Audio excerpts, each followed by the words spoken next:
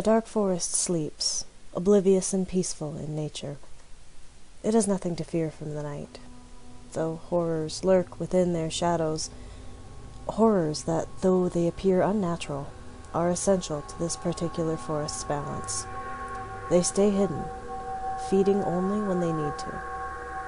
Creatures of the Tuluith Teg and the Cid reside, disguising their homes and their bodies to resemble their surroundings. Long and invasive curling branches stretch and weave through the air with their neighboring trees, tangling until they make a mesh of leaves and limbs overhanging a darkened tree-lined path. In a hollow of one of these darkened trees, the sound of bubbling emits. Dark and inky, this hollow is being enlarged by the bubbling mass that has erupted from the ground and is infecting the land around it. Black cyst-like formations emerge, clinging to the trees and inside the hollow as the filthy substance spreads, burning and remaking the area around it. A Leonan Cid stands at the edge of the black pool, staring around herself fearfully as the bubbling substance inches closer. She is surrounded by the filth, having made her home within this hollow. The sound of the opening well of darkness at her home's threshold did not wake her until it was too late. She can see the way out. The opening of the hollow is still clear, but the way has been paved by black, slick infection. She takes a tentative step forward, the filth stinging her feet, and pulls back, flinching against the burn. But she has nowhere else to turn. She takes a deep breath, gathers up her courage, and sprints across the muck. Her feet are covered in the filthy substance as she breaks through to the surface. A black cyst of filth bursts in her face, and she gasps, coughing as the infection is inhaled into her lungs. She rubs at her face, trying to scrub the mess away from her inhumanly beautiful features. It has matted her long blonde locks and dyed them black as pitch. Her hair is now alive with it, moving about her head with rapid, manic movements. She screams in pain now as the filth stings her eyes, tarring them with the same wretched dye.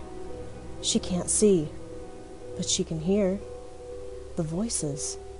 They call to her, telling her to seek out the other Cid, telling her that she has been given a marvelous gift, a gift that must be shared.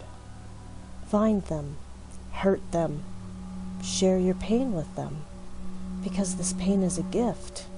This pain is a treasure, a miracle. Where are the humans? You must find the humans. You like the human men, don't you, Leonan? You love them. You must share your gift with them too, until all has been gifted with the treasure of the filth. The filth spreads slowly at first, but then, as the creatures within are infected, so are the others, and the land begins to suffer as its inhabitants do. The well still bubbles with the filth, funneling the putrid stain up from its roots that come from the tree, the world tree, Agartha. Gaia has been infected and she calls for help. Her bees travel the world, recruiting soldiers to her, warriors that will protect her. The explosion in Tokyo, well, that was the straw that broke the camel's back. Someone had been trying to break in through the back door, and break in they did. One of her engines had been intentionally destroyed, and her workers are nowhere to be seen. The filth seeps in, corrupting Gaia's roots, and following them to the surface all over the earth. More wells of filth open, infecting, possessing, and destroying all that come into contact with it. The ancient sands of Egypt soak it up. The filth raises ancient beings from their graves, their armies rising with them as they commit atrocities against the innocents that feed on Gaia's fruits that are now contaminated. The well in Tokyo still bubbles, while secret societies flock toward it, trying to cover it. Their warriors, imbued with Gaia's essence, use their raw anima power to attempt to seal it. So much damage has been done already.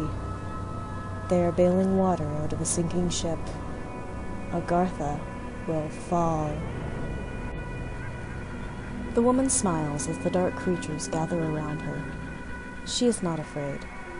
They do not strike fear into her heart, because they are subservient to the one who holds the sword. She lays the glowing blade aloft in both hands, marveling at the anima power that plays along the glinting metal, the history of the artifact growing its value and power. Cassandra smiled, knowing full well what she held. No more would people scoff at her and thumb their noses. The dark creatures watched the blade with great interest, their souls being bound to the weapon many years ago. Now they follow wherever the sword leads. The woman shook her flaxen hair free from her eyes and gazed upon the undead bestial forms before her. Men and women they once were, proud warriors once accustomed to sailing, now wandered within the thick mask of fog that pervades the island on which they stand. They never made it to their final destination, and they never will, Cassandra thought to herself. Beaumont never saw the bigger picture.